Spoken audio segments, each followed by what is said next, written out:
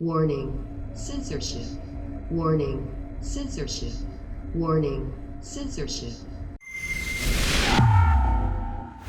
There was an NHL game in Toronto last night. I didn't check, but obviously Toronto lost. There was a twist, though. The Premier, Doug Ford, in an act of beneficence, he announced that several hundred frontline health workers will be allowed to watch the game in person. We have such a benevolent leader. He's so kind to us. Well, not to us.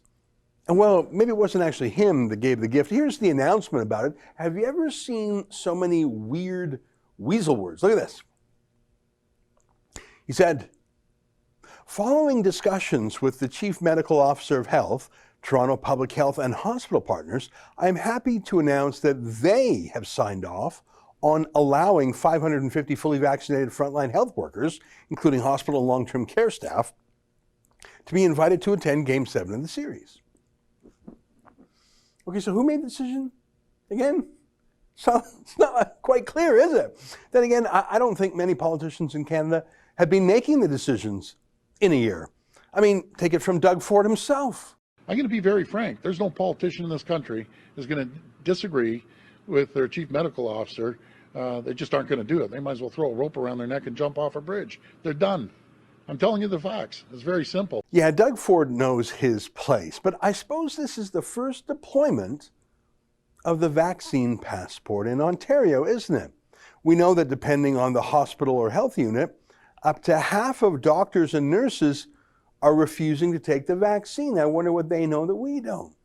And it's not just here in Canada. I mean, half of Anthony Fauci, St. Fauci's own staff, refused to take the vaccine too. What percentage of the employees in your institute, your center, of your employees has been vaccinated? You know, I'm not 100% sure, Senator, but I think it's probably a little bit more than half, probably around 60%. Huh. But now you have a vaccine passport exclusive sports event in Toronto. But was it really frontline health workers? That was the phrase, frontline. That means someone who actually handles patients, workers.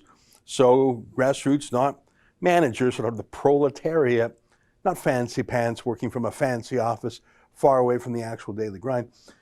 Maybe working from some Caribbean island like Doug Ford's cabinet does. But because look at this, what's this? Here's a political doctor on the provincial government's health roundtable. He's constantly banging the drum for stricter lockdowns. Here's just a taste. And, you know, whether you're on the trading floor right now in a non-essential job, something for which the capital markets do not rely upon, or if you're vying for managing director and you think your boss needs to see you in the office, this is not the time for that because you can get this at work.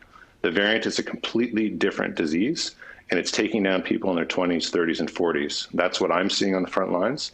So we need to redefine what is truly essential, and those with the power to do so should allow their employees to work from home. Got it. So, hey, everybody, especially you young people, you hardworking people, you must stay at home. Companies must have you stay at home, except for him when it's party time. Check this out.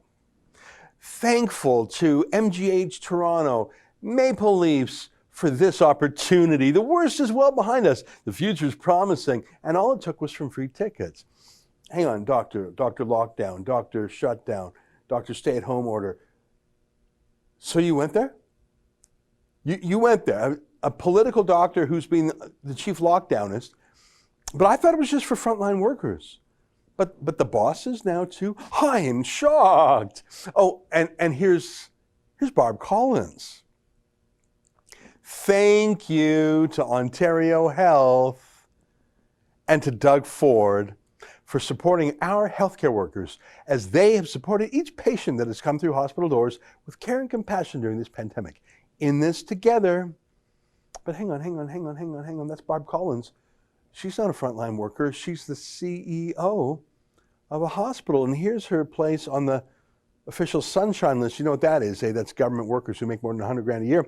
She literally makes more than $600,000 a year to run a government hospital. She's the CEO. She's not a frontline worker. What's she doing there? Well, this is the millionaire lockdown class giving themselves a very special night out. That's an excerpt from my daily show, The Ezra Levant Show. Every day I do a monologue on the news of the day, then I interview an interesting guest, and then I read my hate mail. You gotta subscribe. Go to rebelnews.com.